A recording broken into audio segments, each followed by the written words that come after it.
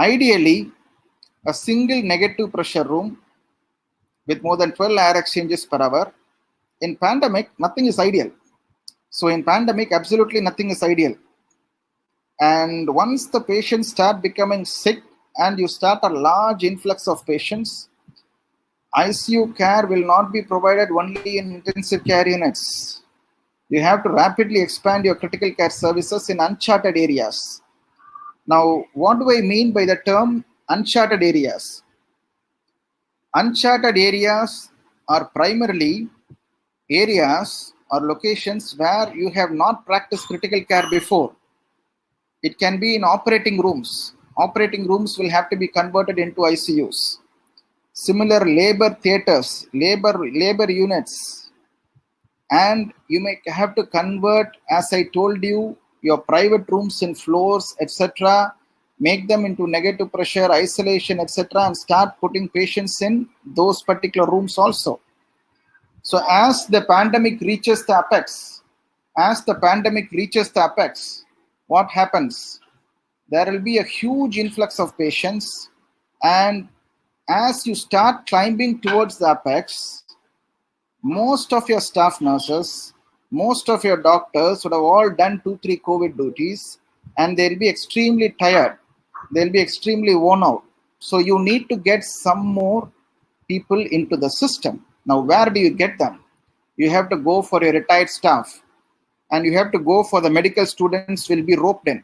So you have to go for retired staff, and junior medical students have to be roped in, and they will be in the front line. So this is how system is going to go.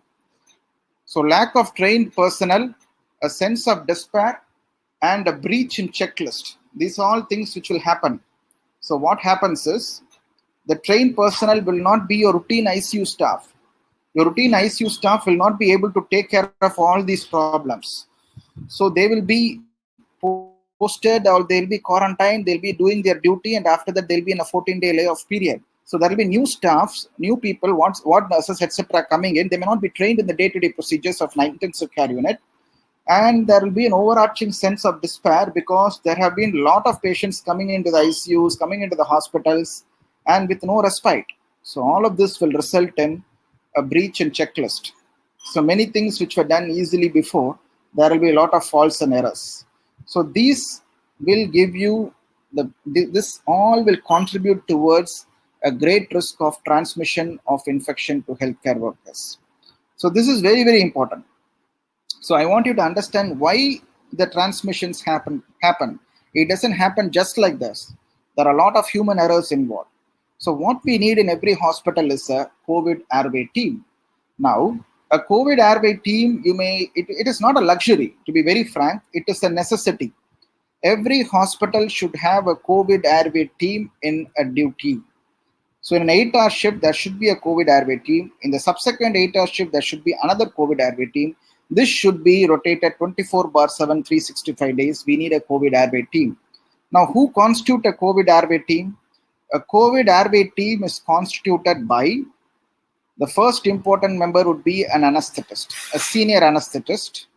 They are the people who are extremely well versed in intubating a patient. So a COVID airway team will be having an anesthetist. Then the second person might be a person who is trained in intubating also. And apart from that, you may have a ENT surgeon or a head and neck surgeon. So these three members will constitute. So when you're running an intensive care unit, it's going to be the intensivist, the senior intensivist on duty, who will be the numero uno. You will be taking care of the COVID airway team.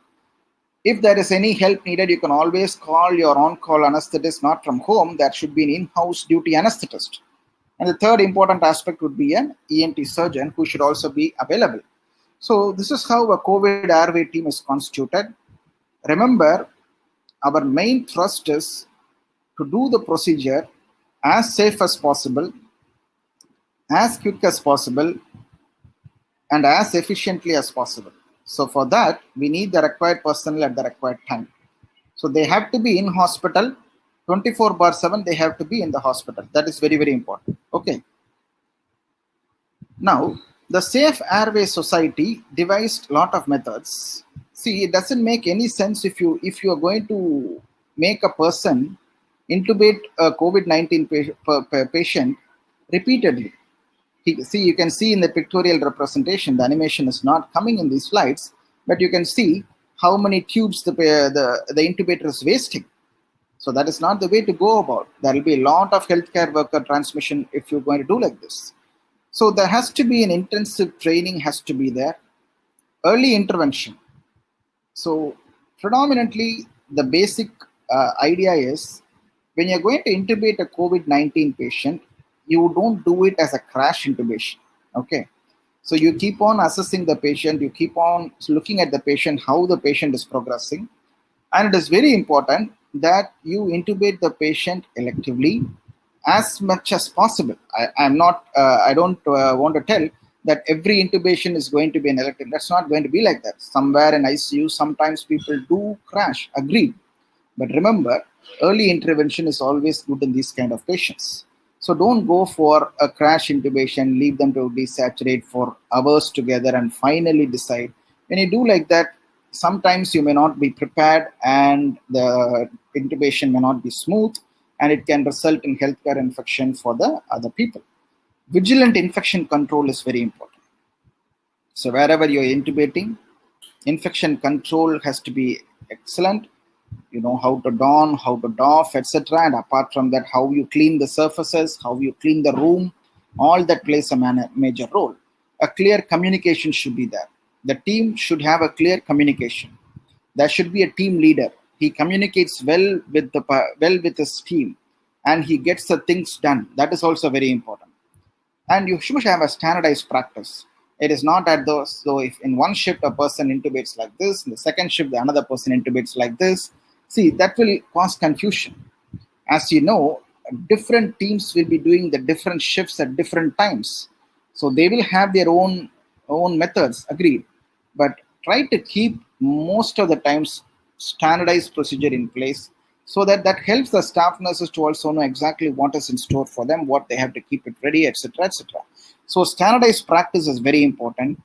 And I missed one point, meticulous planning. So you should have your plan A, you should have your plan B and plan C. Everything should be there. So suppose if any particular plan backfires, automatically you go to the next plan. You just cross over the algorithm and you see to that you do what is best for the patient and for the staff. Okay. Who should not be involved? There are no clear-cut national guidance, no clear-cut directives.